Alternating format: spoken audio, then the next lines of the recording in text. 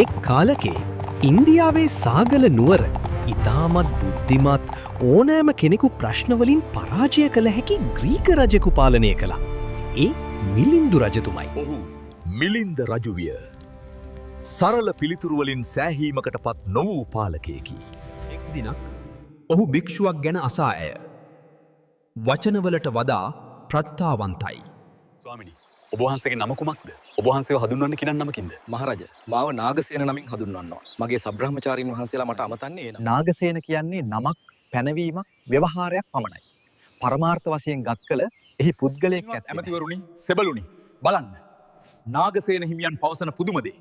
උන්වහන්සේ කියනවා මෙතන පුද්ගලයෙක් නැත කියා.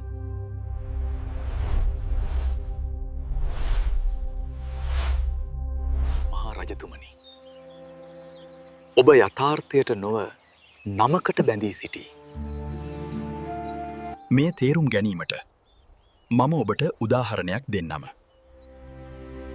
මහරජ, ඔබ ඉතා සැපවත් ලෙස මෙහි පැමිණියා. ඔබ පැමිණි රථයේ ඇති රෝද රථයද? නැත ස්වාමීනි. එසේනම් වියගහ රථයද? රථ කූඩුව හෝ රැහන රථයද? නැත ස්වාමීනි. ඒ කිසිවක් තනිව ගත් කළ රථය නොවේ.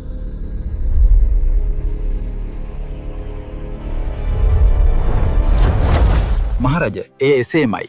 රෝද, වියගහ ආදී මේ සියලු කොටස්වල එකතුව නිසා රථය යන ව්‍යවහාරය ඇති වෙනවා.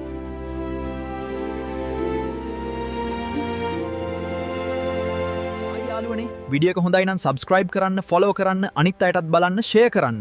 යාළුවනේ, මේ වීඩියෝ එකේ අඩුපාඩු නැත්තම් කමෙන්ට් එකකින් හරි පෙන්වා දෙන්න.